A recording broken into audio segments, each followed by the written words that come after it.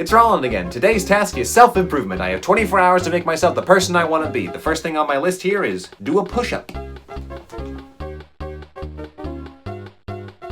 That was fun. Next up is mental cleansing, taking dedicated time to acknowledge and make peace with all the stuff going on in between the ears. A good first step I found online towards relieving unnecessary mental tension is confession. Fortunately for me, I'm not Catholic, so it's low risk, low reward.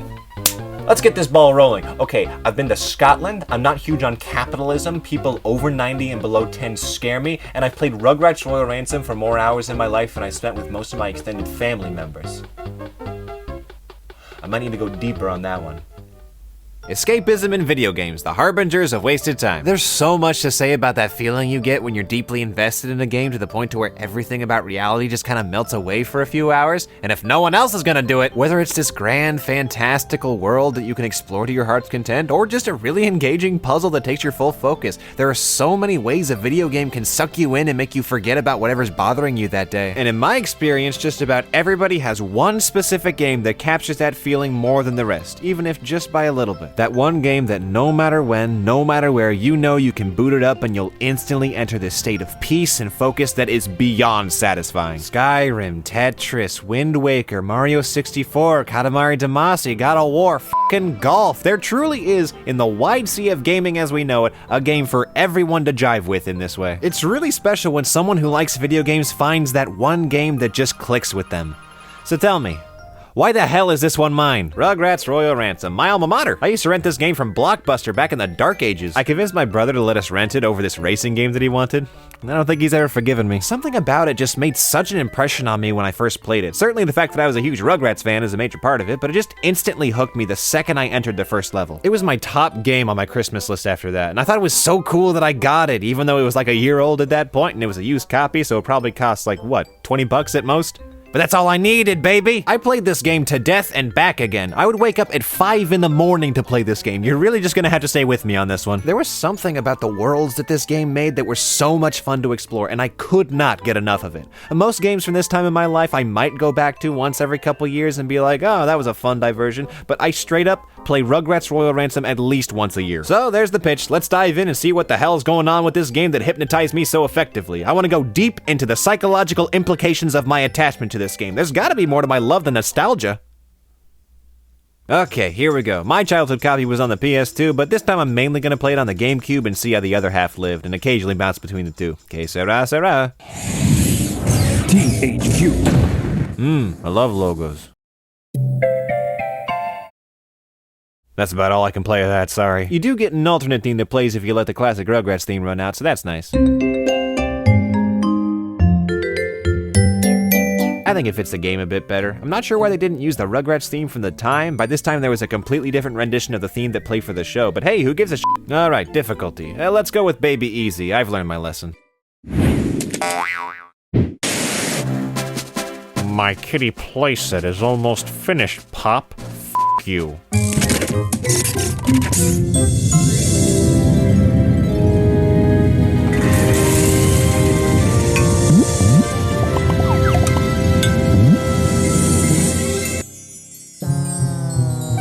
The PP3K can expand to fit almost any space. You should see it when it's fully extended. Like a penis.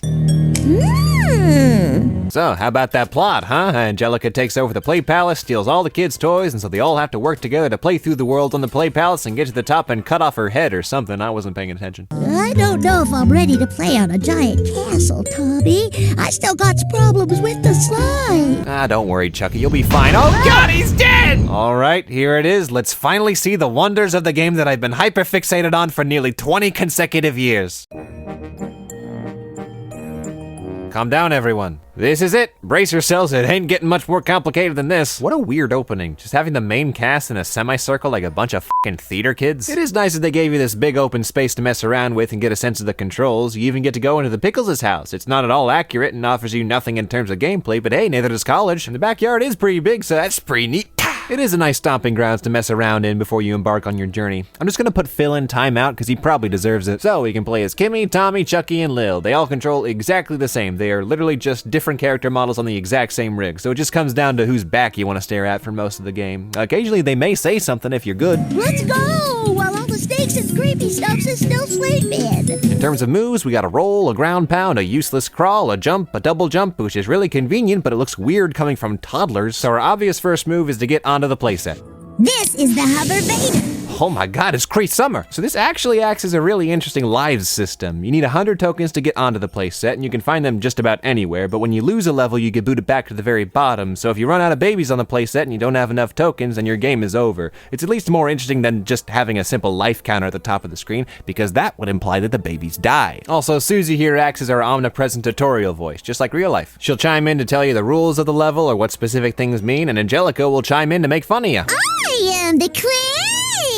La la la la la. Is it obnoxious? Yes. Well, no time like the present. We have 2 worlds laid out before us with 3 levels apiece that we can play in whatever order we please. Our first task is to avoid collapsing under the pressure of decision. I failed. Let's embark on our adventure with Snow World. There's a sledding level, a collecting level, and a get to the end level, and they all use the exact same pun. Snow place to hide. Mr. Snowtato Head. Ready, set, snow. I thought it was cute. I really like these levels. I'm just a sucker for snow levels. Although with all the white on screen, this game can get absurdly bright. This actually happens quite a bit throughout the whole game. I think it's just that these babies are way too pasty. You can tell I'm great with kids. Since it's one of the first worlds we can choose, it's pretty simple. The sledding level is straight up a racing game where you can't help but go top speed. I think we'll do fine. Oh, hi tech. What the f***? Already the formula of this game starts to creep in. In most of the worlds you have a main level build, an area to explore that stays the same throughout the levels, you just change what you do with them, with maybe one extra level that has a unique build since it has a completely different playstyle. It seems a bit lazy, but they do their best to try and make it feel different with the different gimmicks and maybe changing the time of day. Oh, but the composition is genius. In Mr. Snowtato Head I get to build a snowman, and in Snow Place to Hide I get to kill him. Yeah, you got him. Don't encourage me, Susie. Most levels are going to take place on foot, controlling the babies as they collect things or get to the end of the level. In this level, you have to find a key to get to the top of the mountain while avoiding snowmen caught in a snowball fight. It's pretty well thought out, except that you can just jump straight onto this part of the mountain and clear the level in like 10 seconds. Heavy weighs the crown! If you grew up around this time, you knew exactly what this game was going to look like. At its base, it's technically a 3D platformer, but instead of a connected adventure through a direct series of worlds, the level breakup here turns it from a true 3D platformer to more of a mini-game collection. Each level has its own gimmick, some of the gimmicks repeat but not often, so it's taking the trend of the time, 3D platformers that like to throw wildly different playstyles at you, isolating all those different playstyles and giving them their own level to shine in. Interesting choice. It makes it feel much more like a proof of concept than a fully realized game. However, it makes much more sense when you consider the target audience is fetuses. This is baby's first 3D adventure. This game is designed for kids to get stressed at the thought of playing Jak and Daxter. And boy do I. It boils the experience down to its base components and presents them in easy to digest tablets so that kids can experience them without the plague of complex thought. And if you don't like a certain playstyle, you can always just quit that level and try another one, you piece of shit. Honest to God, it is a pretty well thought out way of approaching this kind of game. I would say it's a really good game to give your kid to see how they take to this kind of video game. But that means it's pretty dang dull to anyone over the age of 9. Oh dang, we already got enough big batteries to upgrade the Play Palace.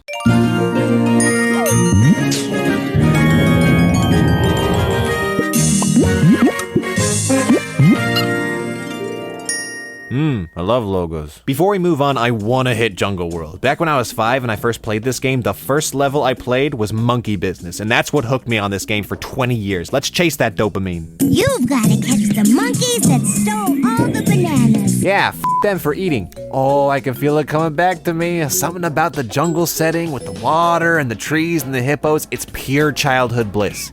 It's a bummer that the level's dumb. It's simple. You catch monkeys and put them in crates, but the crates are usually right next to the monkeys, so why not just catch them and have that be the end of it? And the method of catching them is quite literally bludgeoning them with bananas. Yeah, you got him. Am I the bad guy? This level though, oh, I loved exploring it. There's so many little extra areas to run around and find things. The main things you'll be finding in each levels are either the aforementioned coins, small batteries that you need to unlock other levels, and funny money, because you can't spell Rugrats without capitalism. You use funny money at a store to buy mini games that you can play back on the title screen, and I'm avoiding them for as long as humanly possible. You need anywhere from 2 to 4 little batteries to get into levels, with the average amount increasing as the game progresses, so it behooves us to keep a steady supply. It is actually really charming that we have to power the levels with batteries. And most levels offer you plentiful areas to explore, not out of deliberate effort to offer that to the players, and more out of lack of filling the levels completely. You can finish monkey business right here, but you can also just keep pressing forward and there will still be things populating the stage for you to discover. I really like that, especially since the sister level Punting Papaya starts at a different part of the level and the two converge. It's neat. It's completely unique to the difficulty setting we're on, so keep that in mind.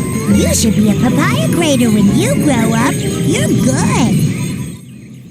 No. The third level of Jungle World is River Fun Run. It's playable. On the second floor, we got Carnival World, Desert World, and Aquatic World for all you water fans out there. Let's start with Desert World. I can't remember if this game gets racist, and I'd rather confront that as soon as possible. I can't tell if this counts. This level starts as a shooter before giving up and becoming like 20 seconds of a regular level. I'd make an Aladdin joke, but I feel very uncomfortable. And there's a magic carpet riding level that's decent fun, and then the most boring level in the entire game. This world is entirely unremarkable. All the areas feel empty and underbaked. I'm sure some of it is due to my predisposition to find desert worlds boring in games, but I'm too old to change, dang it. Fortunately, Carnival World is bad shit insane. Each level is completely unique and full of life. They ain't fun, but they're neat to look at. Cone Caper is the same as a snowball fight stage, but featuring Cosmo from the Fairly OddParents. Acrobatic Dash is a neat little platforming challenge. I kinda just wish they had elements of this in the whole game to make certain levels feel more involved and less aimless though. Cream Pie Flyer is the obligatory plain one where you gun down clowns. I'm damn good at this one, watch this. Don't ever say I'm not a gamer. Playing the GameCube version when I grew up on the PS2 is kind of weird. It controls and looks the same, but there are weird little differences between the two that pop up that are really interesting. They don't seem like quality of life improvements one way or the other, they just seem like changes for the sake of changes. There's some extra bits in the UI, some texture differences, some line deliveries are different. Wow, a magic carpet ride! Wow, a magic carpet ride! Can you tell me which one is supposed to enhance the gameplay? And probably the most egregious change is in the level Sub-a-Dub-Dub. This is the only level where the music is completely different depending on which version you play. Each version has a completely unique track for this stage that does not appear in any form in the other. Take a listen.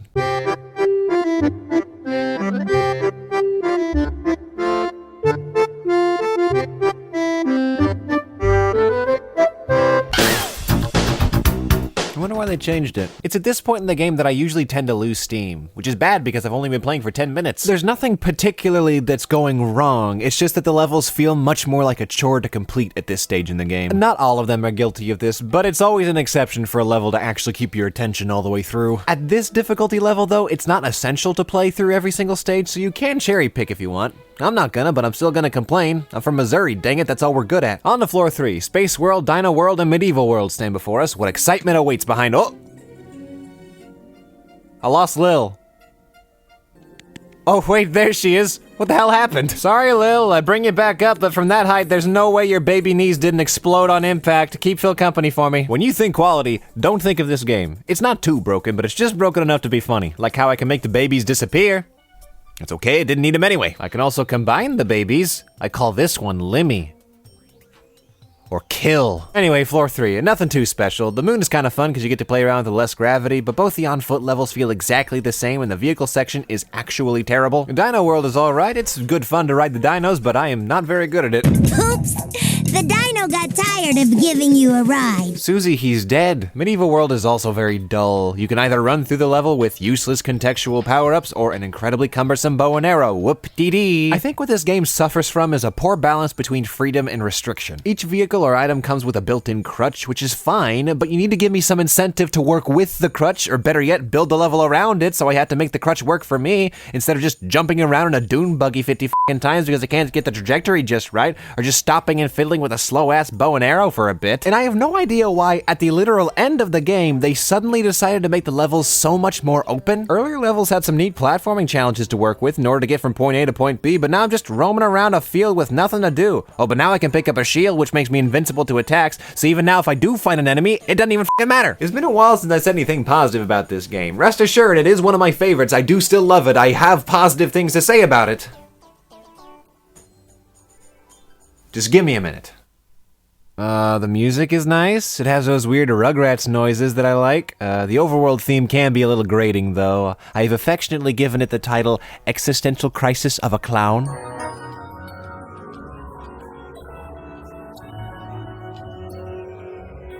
Take for that what you will. But no, the music is actually really nice. It really enhances the experience. The visuals are also pretty nice. I like this era's polished lack of polish, you know? It looks nice, but it's still primitive. This was the future in 2001, and we knew what we were talking about. That said, most of the babies look like Tim Burton characters. I'm of the full opinion that none of the Klasky Csupo characters were ever meant to be rendered in 3D. It turns their endearing little lumpy heads into medical concerns, but I stand by my belief that the game doesn't look bad. I think what draws me to this game for the most part is the mindlessness of it. The controls are incredibly simple and responsive, and it's always clear what your objective is. It's the perfect game to just start playing and tune out for a bit. Combine that with the positive childhood memories, and suddenly my obsession starts to make a little more sense. But even beyond that, I think this game, at its core, understands the fun of simply playing. Strip the levels of their objectives and gimmicks, and I at least still find it fun and satisfying to just explore and mess around. See what's hiding behind a waterfall, see if I can find all the funny money. It's not a masterpiece, it doesn't have to be. If I take a step back, I can acknowledge that it's a bit of a dull game that only gets duller, but I think that's only if you go in expecting it to be Banjo-Kazooie or something. For a game by a small team under the soul-crushing pressure of a licensed property with an overbearing studio and likely a supreme lack of time, they still managed to make something good. You can tell there's sincere thought and care and passion put into most of these ideas. While a lot of the levels are underbaked, I can see the joy that must have been behind just wanting to mess around and see what new ideas they could develop next. The team that worked on this game went on to work on Tak and the Power of Juju, and you can tell if you played both games. Tak is the passion project, Rugrats is the experiment. It works. I actually find it more interesting because of that. Let's close this playthrough out. All that's left is the final boss. Storm in the castle. Another vehicle level, unfortunately. It's not horrible, that's a lie. You find pads to unlock gates, knock them down with a catapult, and curse authority. Meh. There's lots of junk to break, which is pretty nice, and there's an entire secret room filled to the brim with funny money in this obstacle course built for the catapult. This is neat. I like this. Angelica is here.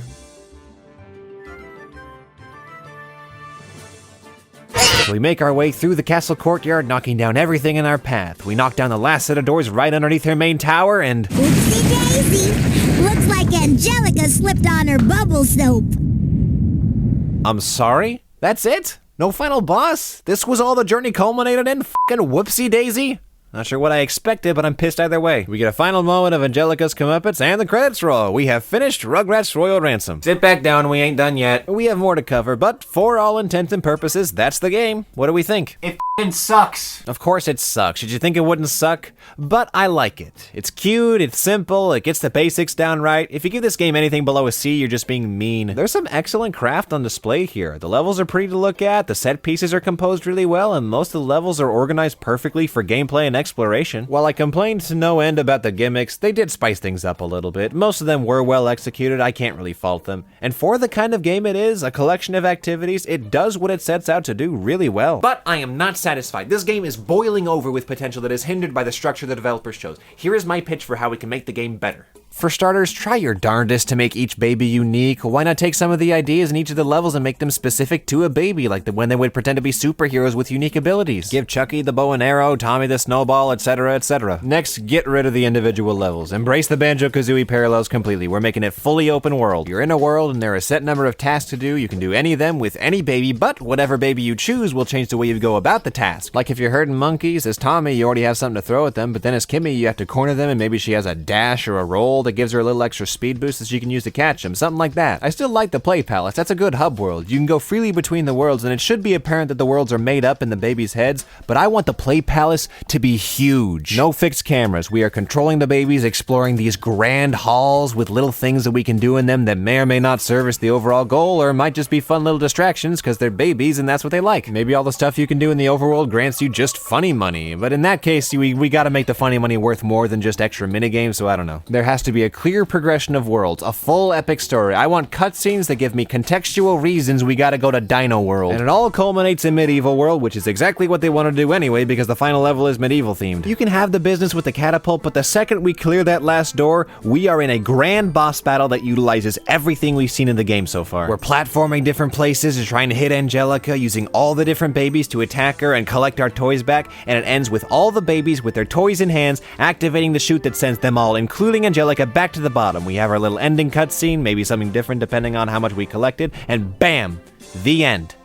That will be pretty amazing. Whew, okay, that was a lot, way beyond what was possible at the time or would even be really worth it for a stupid Rugrats game, but that's the pitch. I think given the time, the developers would have wanted to make something similar. Either that or I'm just projecting. They did more grand connected story things with Tak and the Power of Juju, so it's a fair guess. I honest to God would kill for a remake that touched on even a fraction of what I just mentioned. I love remakes of good games and all that, like Battle for Bikini Bottom Rehydrated, but it's just the same game again. Let's remake bad games and see if we can make them fucking masterpieces. That's how we should be bringing back old games. Never gonna happen, but hey, who knows? But wait, there's more! We still have the higher difficulties to try out. Rugrat Medium and Reptar Tough. Oh boy. Hey, maybe they'll address some of the problems I have with the base games if it's not bogged down by a lower difficulty. Or it'll be horrible. It's horrible. Reptar Tough is stupid. They do expand the levels, they're now much more challenging and lengthy, but it's not fun. I kinda miss the touch and go feel of Baby Easy, to be honest. With the levels actually taking up time, they overstay their welcome very quickly. That wouldn't be too bad in itself, but the developer's idea of adding difficulty is just putting bombs everywhere. Meet the Angelica in the box. They are literally just time bombs that are now everywhere, and if you hit them, they explode. This is not challenge, this is bullshit. This sort of thing works in a tight platforming focused game like Crash Bandicoot. Here it feels really cheap and out of place. It does make the game very difficult, damn near unplayable. It took me years to finally finish the game on Reptar Tough, and I thought I would be rewarded with a true final boss, but f*** me, I guess. Reptar Tough, in all fairness, is tough. It ain't fun, but it's tough. Let's hope beyond hoping that Rugrat Medium is the perfect balance between the two.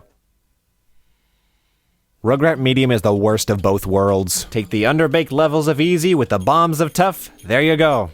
That sound fun? If you want to play this game, just play Baby Easy. If you're gonna insist on doing it on a higher level, what the hell are you trying to prove? It's Rugrats. And now that's just about everything we can say about the base game, but we still got bonus content. Let's see what's under special features.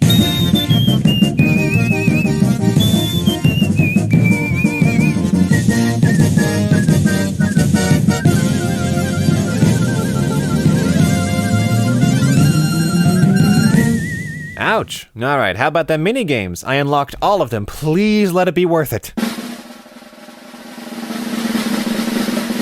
They're fine. They're nothing special. They're just levels of the game you can play up to 2 players. It's the bare minimum they could have done, but I am still glad they did it. They are very tacked on, though. In this one, you sled down the sledding level, but you collect carrots? Baby's favorite food? Super job! Okay, what happens if I just get 4? Super job! This is bullshit. Ah, shit, I can play as Stu?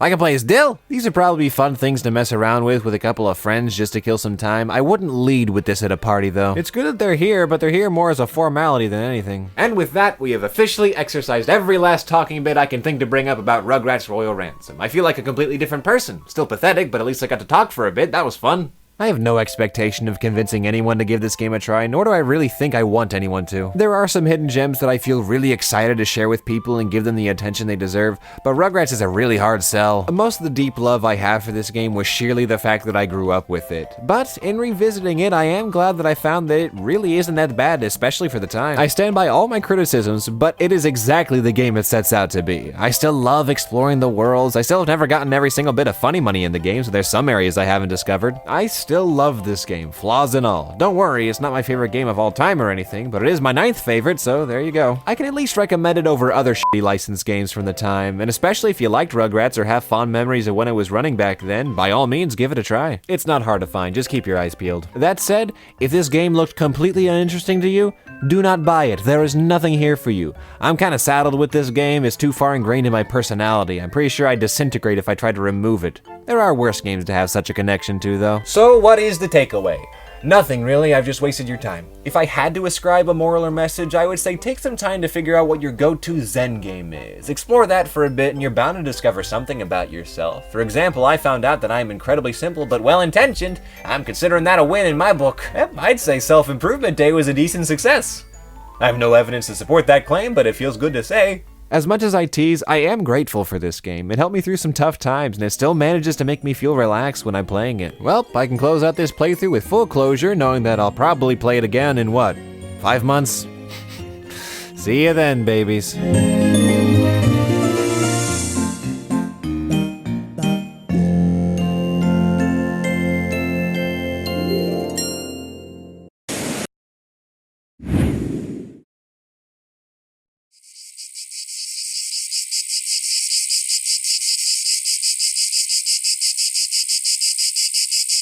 Hey, it's not nappy time yet.